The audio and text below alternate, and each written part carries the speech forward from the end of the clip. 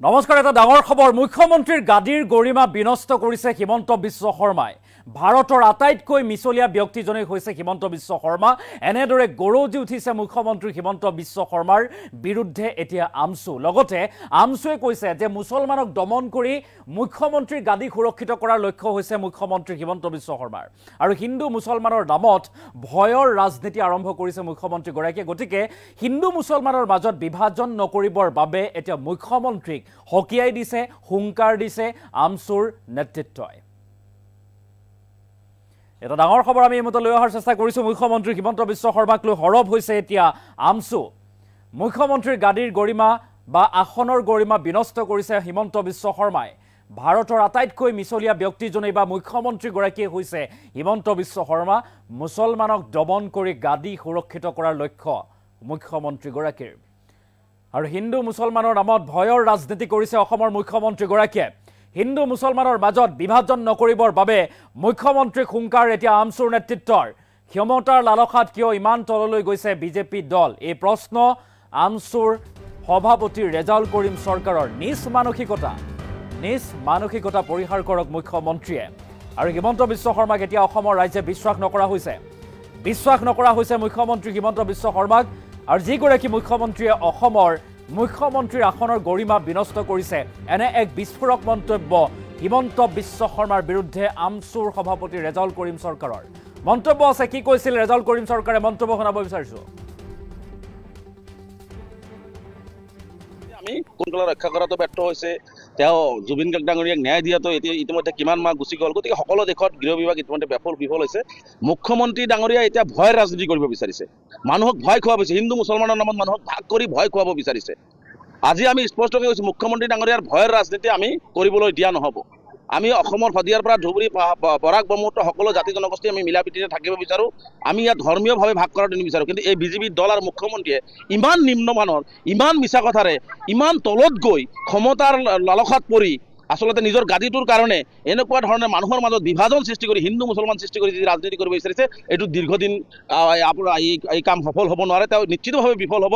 কাৰণ আমি মানৱতাক বিশ্বাস কৰোঁ, মানুহক বিশ্বাস কৰোঁ, আমি মানুহে একেলগে চলাটো বিশ্বাস কৰোঁ। গতিকে মুখ্যমন্ত্ৰী ডাঙৰীয়াৰ এই নিজ মানসিকতা পৰিহাৰ কৰক। এজন সংবিধানৰ শপত খাই মুখ্যমন্ত্ৰীৰ গাড়ীত বহি মুখ্যমন্ত্ৰীৰ চকীখনৰ গাৰিমা বিনষ্ট কৰা এইজন মুখ্যমন্ত্ৰী হয়তো ভাৰতবৰ্ষৰ ভিতৰত প্ৰথম ৰাজনীতি ব্যক্তি হ'ব। কাৰণ এইজন ব্যক্তিতকৈ আৰু মিছা কথা ব্যক্তি ভাৰতবৰ্ষৰ বুকুত জন্ম হোৱা নাই। এইজন ব্যক্তিৰ নিচিনা সাম্প্ৰদায়িক নিজ মানসিকতাৰ ব্যক্তি অসমত ভাৰতবৰ্ষৰ ৰাজনীতিত জন্ম হোৱা নাই। এইজন মুখ্যমন্ত্ৰীয়ে এই ধৰণৰ গাদীৰ কাৰণে কিমান তললৈ যাব পাৰে, এনেকুৱা ব্যক্তি হয়তো ভাৰতবৰ্ষৰ সৃষ্টি হোৱা নাই। গতিকে মুখ্যমন্ত্ৰী ডাঙৰীয়াৰ এই প্ৰপাগাণ্ডাবিলাক বন্ধ কৰক, মানুহক ভয় খোৱাৰ ৰাজনীতি বন্ধ কৰক, মিয়া খিলঞ্জীয়া অখিলঞ্জীয়া ৰাজনীতি বন্ধ কৰক। তেওঁ মিয়াৰ কথা ক'ব। আজি খিলঞ্জীয়া যিসকলক 5টা জনগোষ্ঠীক, মুছলমানৰ 5টা জনগোষ্ঠীক খিলঞ্জীয়া চাৰ্টিফিকেট দিলে, কিয় মাটিৰ যি হিন্দু ভাইসকলৰ পৰা মাটি কিনাৰ ক্ষেত্ৰত কিয় আইন মুছলমানৰ নামত পাছ কৰা হ'ল? কিয় 35% একেলগে কৰা হয়? যদি খিলঞ্জীয়া মুছলমানসকলক যদি ভালে পায়, তে 35% একেলগে কিয় কৰে? আকৌ যেতিয়া মাটিৰ কিনা বেচাৰ আইন আনি দিলে, তাতে ভাগ কৰি দিছে নেকি যে অমুক মুছলমানে মাটি কিনিব পাৰিব, অমুক মুছলমান মাটি কিনিব নোৱাৰিব? গতিকে তেওঁ কোনো মুছলমানকে ভাল নাপায়। তেওঁৰ এটাই টাৰ্গেট হৈছে সকলো মুছলমানক তললৈ দবাই পেলাই তেওঁৰ গাদী সুৰক্ষিত কৰাৰ যি সপোন, সেই সপোন তেওঁ বাস্তৱায়িত কৰিব বিচাৰিছে। কিন্তু এটা কথা মনত ৰাখিব, ৰাজনীতিত এটা সময়লৈকে আপুনি এনেকুৱা কাম কৰিব পাৰিব, কিন্তু আপোনাক মানুহে বিশ্বাস নকৰা হৈছে, বিশ্বাস নকৰে। আৰু আপুনি এই মানুহৰ মাজত বিভাজন কৰি আগুৱাই যাব নোৱাৰে, এইটোৱে স্পষ্ট। ৰক্ষা কৰাটো ব্যৰ্থ হৈছে। তেওঁ জুবিন গাৰ্গ ডাঙৰীয়াক ন্যায় দিয়াটো এতিয়া ইতিমধ্যে কিমান মাহ গুচি গ'ল। গতিকে সকলো দেশত গৃহ বিভাগ ইতিমধ্যে বিফল হৈছে। মুখ্যমন্ত্ৰী ডাঙৰীয়া এতিয়া ভয়ৰ ৰাজনীতি কৰিব বিচাৰিছে, মানুহক ভয় খুৱাব বিচাৰিছে, হিন্দু মুছলমানৰ নামত মানুহক ভাগ কৰি ভয় খুৱাব বিচাৰিছে। আজি আমি স্পষ্টকৈ কৈছোঁ, মুখ্যমন্ত্ৰী ডাঙৰীয়াৰ ভয়ৰ ৰাজনীতি আমি কৰিবলৈ দিয়া নহ'ব। আমি অসমৰ শদিয়াৰ পৰা ধুবুৰী, বৰাক, ব্ৰহ্মপুত্ৰ সকলো জাতি জনগোষ্ঠী আমি মিলা প্ৰীতিৰে থাকিব বিচাৰোঁ।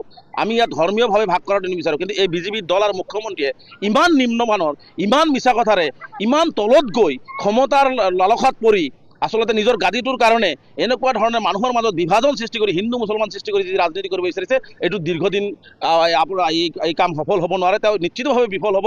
কাৰণ আমি মানৱতাক বিশ্বাস কৰোঁ, মানুহক বিশ্বাস কৰোঁ, আমি মানুহে একেলগে চলাটো বিশ্বাস কৰোঁ। গতিকে মুখ্যমন্ত্ৰী ডাঙৰীয়াৰ এই নিজ মানসিকতা পৰিহাৰ কৰক। এজন সংবিধানৰ শপত খাই মুখ্যমন্ত্ৰীৰ গাড়ীত বহি মুখ্যমন্ত্ৰীৰ চকীখনৰ গাৰিমা বিনষ্ট কৰা এইজন মুখ্যমন্ত্ৰী হয়তো ভাৰতবৰ্ষৰ ভিতৰত প্ৰথম ৰাজনীতি ব্যক্তি হ'ব। কাৰণ এইজন ব্যক্তিতকৈ আৰু মিছা কথা ব্যক্তি ভাৰতবৰ্ষৰ বুকুত জন্ম হোৱা নাই। এইজন ব্যক্তিৰ নিচিনা সাম্প্ৰদায়িক নিজ মানসিকতাৰ ব্যক্তি অসমত ভাৰতবৰ্ষৰ ৰাজনীতিত জন্ম হোৱা নাই। এইজন মুখ্যমন্ত্ৰীয়ে এই ধৰণৰ গাদীৰ কাৰণে কিমান তললৈ যাব পাৰে এনেকুৱা ব্যক্তি হয়তো ভাৰতবৰ্ষৰ সৃষ্টি হোৱা নাই। গতিকে মুখ্যমন্ত্ৰী ডাঙৰীয়াৰ এই প্ৰপাগাণ্ডাবিলাক বন্ধ কৰক, মানুহক ভয় খোৱা ৰাজনীতি বন্ধ কৰক, মিয়া খিলঞ্জীয়া অখিলঞ্জীয়া ৰাজনীতি বন্ধ কৰক। তেওঁ মিয়াৰ কথা ক'ব, আজি খিলঞ্জীয়া যিসকলক 5টা জনগোষ্ঠীক মুছলমানৰ 5টা জনগোষ্ঠীক খিলঞ্জীয়া চাৰ্টিফিকেট দিলে, কিয় মাটিৰ যি হিন্দু ভাইসকলৰ পৰা মাটি কিনাৰ ক্ষেত্ৰত কিয় আইন মুছলমানৰ নামত পাছ কৰা হ'ল, কিয় 35% একেলগে কৰা হয়? যদি খিলঞ্জীয়া মুছলমানসকলক যদি ভালে পায় তে 35% একেলগে কিয় কৰে? আকৌ যেতিয়া মাটিৰ কিনা বেচাৰ আইন আনি দিলে তাতে ভাগ কৰি দিছে নেকি যে অমুক মুছলমানে মাটি কিনিব পাৰিব, অমুক মুছলমান মাটি কিনিব নোৱাৰিব? গতিকে তেওঁ কোনো মুছলমানকে ভাল নাপায়। তেওঁৰ এটাই টাৰ্গেট হৈছে সকলো মুছলমানক তললৈ দবাই পেলাই তেওঁৰ গাদী সুৰক্ষিত কৰাৰ যি সপোন, সেই সপোন তেওঁ বাস্তৱিত কৰিব বিচাৰিছে। কিন্তু এটা কথা মনত ৰাখিব, ৰাজনীতিত এটা সময়লৈকে আপুনি এনেকুৱা কাম কৰিব পাৰিব, কিন্তু আপোনাক মানুহে বিশ্বাস নকৰা হৈছে, বিশ্বাস নকৰে, আৰু আপুনি এই মানুহৰ মাজত বিভাজন কৰি আগুৱাই যাব নোৱাৰে, এইটোৱে স্পষ্ট।